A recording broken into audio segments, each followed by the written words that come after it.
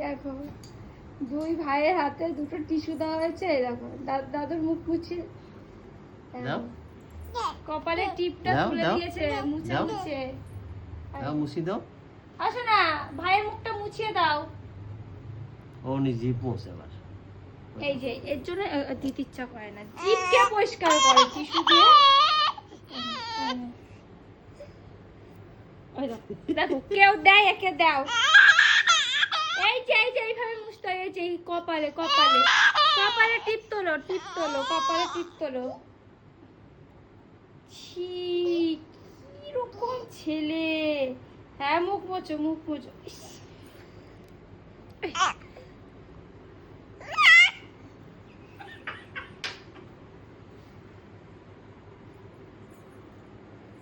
এই, ভাবি